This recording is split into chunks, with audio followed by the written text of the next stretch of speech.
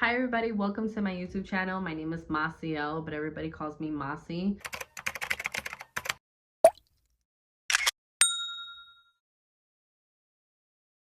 Discipline is something that we always heard and it's always been in our lives.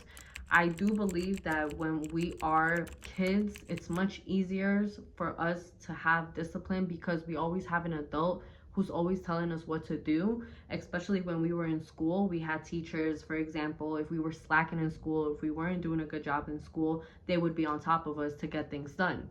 If our parents saw that we weren't being organized or we weren't behaving well, they would be on top of us to get things done or to better ourselves, if that makes sense.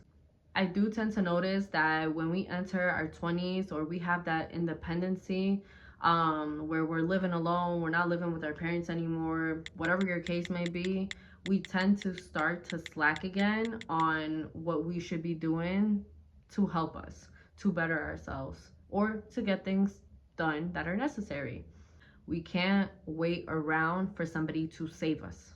It's definitely a trauma bond there. I do want to say that. And I definitely understood that a lot of us are so used to getting things given to us that we don't actually put the work in. Don't kill the messenger. Don't shoot the messenger. I'm just trying to keep it honest with y'all. Definitely motivation is key. There's therapists, there's psychologists, there's also our family members that help us motivate ourselves when we are going through a very down time. If we had a family member that passed away, if we lost a job, if something tragic or something really important to us happened, we are human beings. I don't want to start off this video being unrealistic, being like, you gotta have discipline, period. If you don't have discipline, screw motivation. I don't like to talk to people like that because we're all human beings who go through things. We go through bullying, we go through humiliation, we go through, I mean, look at this world. Motivation is key to helping us think more positive. Yes, motivation is not going to give you those healthy habits. You are going to have to do it by getting to know yourself, by starting and just starting. Small habits leads to big changes. A lot of us are feeling like we're not getting anything done because we kind of want everything done right away. I'm someone who used to think like that, was very unrealistic with myself. I'm from New York City. New York City is a very fast-paced city. So especially we're somebody who, if we're not doing things, it just makes us look weak and it makes us look like we're not doing anything. So I definitely had that mentality like, okay, I want to get this job, but I'm not doing anything, and I gotta do this and I gotta do that and I gotta do this, and you just crash out. If you're so overwhelmed because you do so much in a day and you're overworking yourself and you're overdoing a lot of things, I promise you, you probably don't have a healthy sleep schedule. We have to take care of ourselves in order for us to get to that point where we can take on so much. And there's only so much we can take before our body starts feeling the symptoms. I mean, people, they get sick because of stress. They get sick because they don't sleep enough. They get sick because they're not eating enough and they're always busy all the time. One healthy habit that I want to start off with is starting to journal, pray, and meditate. If you're someone who doesn't meditate, pray. If you're someone who doesn't pray, you should still pray. Sorry, girl. God first. We always going to put God in this. We're always going to talk about God. God exists. God is first. I can't deny God. Y'all know how it is. Definitely pray and journal. Journaling is the best thing that could happen. Now, if you're going to hit me with that excuse that, oh, I don't like to write and I don't have the time to write, there's an app even on the App Store if you have an iPhone. If I find it, I'm going to pop it in here on the screen. It records everything you want to say. So, and it's just like a journal. Like, you don't necessarily have to write for you to journal. You can journal with voice, you can journal even with your camera, etc. Journaling is also going to help you break down what you're thinking at the moment. A lot of us, no, everyone, we all have different days. We have good days, bad days, good days, bad days, but those good and bad days shape us to who we are.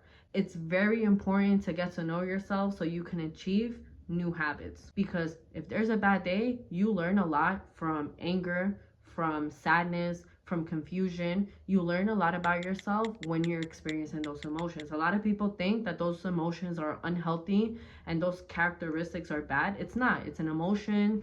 If you're angry, It's valid. If you're someone who is sad, if you feel that emotion on a day, it's not bad. It becomes bad when you're constantly creating bad habits out of it and you're not creating good habits out of it. But you could create good habits out of your emotions as well too. Journaling, what it allows you to do, it allows you to get to know yourself through your emotions. So if you wake up one day, or if you want to journal before going to bed, if you had a bad day at work, you will describe who made you mad, what made you mad, why did you feel this way, why did you feel sad, why did you feel this or that. Whatever that emotion is will help you understand who you are, what limits you like, what limits you don't like, who you don't like, and what do you like about yourself. If you put God first and everything is going to work out. If you put God first and you put your problems and you tell God, look, these are my problems, I need help, God will help you with temptation. That's just what it is.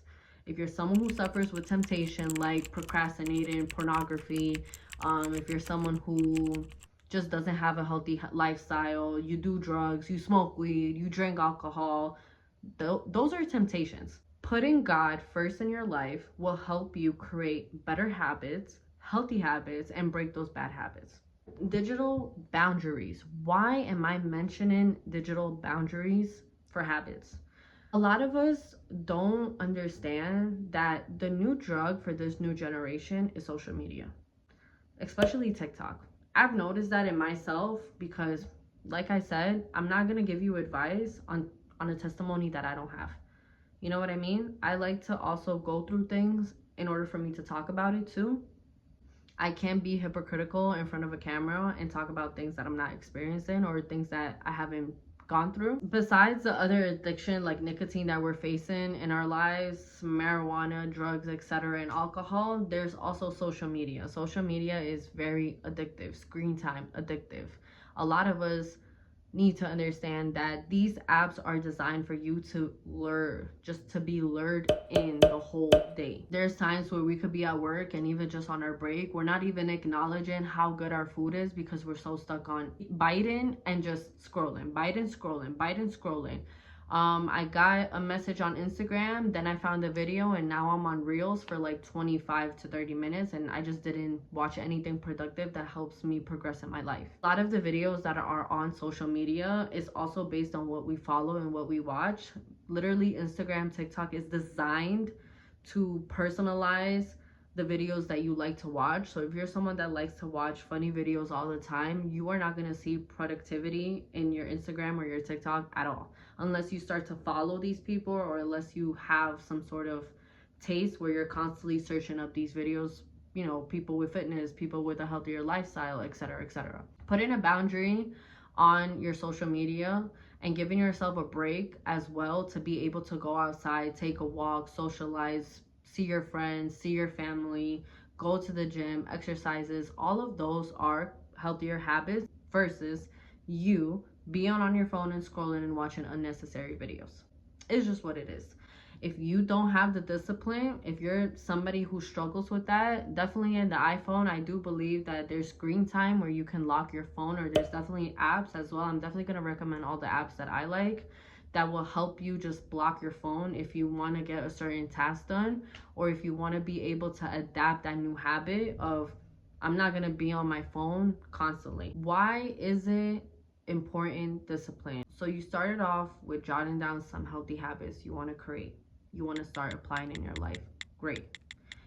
Where is the real challenge? The real challenge is not you writing what you want to start doing, what you want to start focusing on. That's not the real challenge. The real challenge is being consistent with it. Why is consistency really important? For your brain to be able to adapt a new habit in your life, you have to have consistency.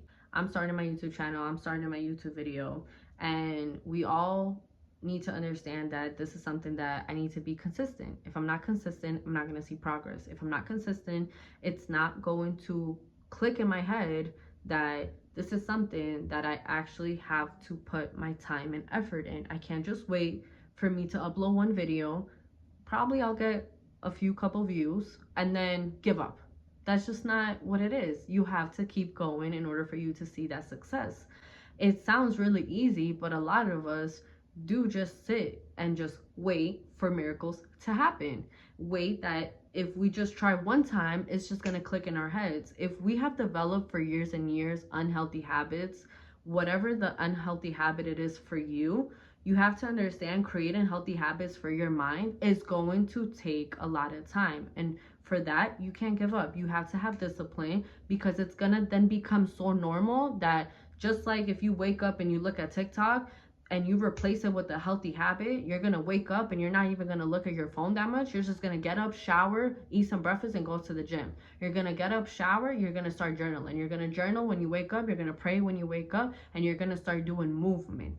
That's super important for you to keep in mind. You have to be consistent. Stop waiting for motivation, be consistent with that. My last healthy habit is something that I just wanna, girl to girl, girl to boy, whatever the case is, we have to take care of ourselves. We definitely do. Sometimes money is the issue with creating healthy habits because we feel like, all right, I want to start the gym, but I don't have the money for it. Understandable. If you want to be fit, if you want to start working out, there's free YouTube videos that you can start at your home.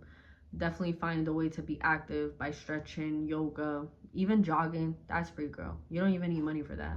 Just even by jogging, you do what you gotta do. Definitely start implying things that you love. Journaling will definitely help out with finding out what you like to do.